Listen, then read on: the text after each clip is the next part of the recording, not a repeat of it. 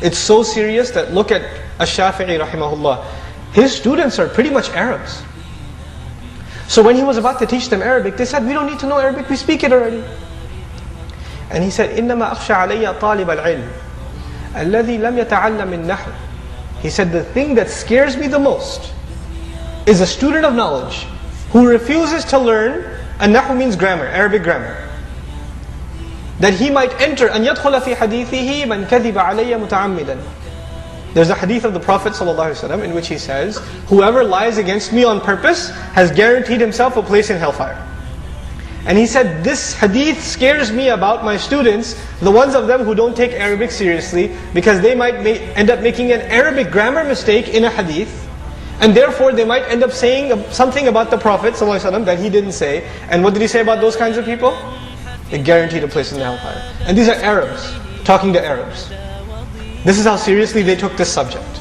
لَوَاجِبْ عَلَى كُلِّ مُسْلِمٍ, his fatwa. It's absolutely mandatory on every single Muslim. So you look at the Sahaba, you find the concern for Arabic. You look at the great ulama of this ummah, you find the concern for Arabic. Why? Because it preserves the deen.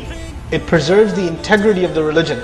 It preserves the proper understanding of the religion. And probably most important of all, it preserves your salat. It preserves the experience you have standing, you and I have, standing in front of Allah Azza wa Jal. When the Imam is reciting the word of Allah, we should be going through a spiritual experience, because the word of Allah is being recited. The word of Allah is being recited. The miracle of Allah is being presented to you and me. And here we are standing and yawning, because we don't know what it says. That's a tragedy. These same words, can you imagine? Same words. The words that are being recited to us in Taraweeh. Those same words, when they were recited to Umar radiallahu anhu, when he was not a Muslim, when he heard the Prophet recite them, he ran away, he got scared. Those same words, when Tufayl ibn Amr al-Dawsi, who was the leader of his tribe, he came to Mecca and he saw the Prophet reciting Quran, he said, I've heard about this man. When people listen to him, they go crazy. So he plugs his ears and he starts running. And then he turns around and says, well, why should I run away? These are just words. I can handle it. So he unplugs his corks. He goes back to listen to Muhammadur Rasulullah sallallahu alaihi wasallam, takes the shahada and tells us the story. He heard the words and he took the shahada.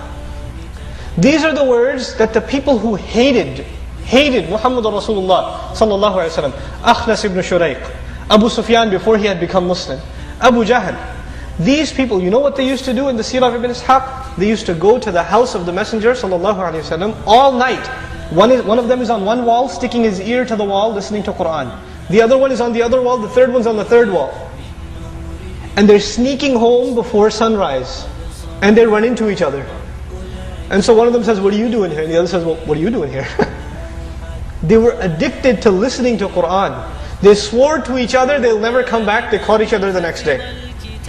They swore to each other they'll never come back. They caught each other the third day, listening to Quran secretly. Then they said, if the youth find out, then we're going to lose our credibility. Because by daytime, what did they say? Don't listen to this man. The kafir of those days was more addicted to the Quran than the believer of our days. Isn't that sad? That's a tragedy. It would have more effect on them. Utbah ibn Rabi'ah, la'anahullah, he came to the Messenger sallallahu alaihi wasallam. He was known as he was the Sean Hannity of his day. If you know who Sean Hannity is. You guys should know, you're in Texas. Okay?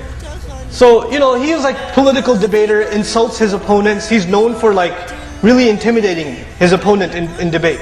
So they said, we can't handle Muhammad. This is the kuffar talking. We say sallallahu alaihi wasallam, they didn't. Why don't you go debate with him, show him who's boss. Utbah goes, I'll handle it. He goes to talk to the messenger, and these Quraysh are on the side watching from 100 yards. Let's watch this. It'll be a fun match. Right? And he goes to the Messenger ﷺ and he starts insulting him. What do you want? Money? You want women? What do you want? Power? Is that what it is? Is that why you're bothering us and ruining our families? He starts insulting the Messenger ﷺ. The Messenger sits quietly and listens. And when the guy is done barking, he says to him, أَفَرَغْتِ يَا أَبَا الْوَلِيدِ, you done? Are you finished? Can I start now? And he says, fine, let me see what you have to say. Rasulullah ﷺ starts reciting Quran, and in seconds, Utbah can't hold his tears. And then he tries to grab the mouth of the Messenger ﷺ, stop, I can't take anymore. And then until the Messenger got to the ayah ﷺ of sajda, and he made sajda, and Utbah came back, and the Quraysh, they saw him and they said, the face you left with is not the face you're coming back with. It's like you've had face reconstruction surgery. He didn't become Muslim, but he was completely overpowered by Qur'an. Completely overpowered by Qur'an. That cannot be done in translation.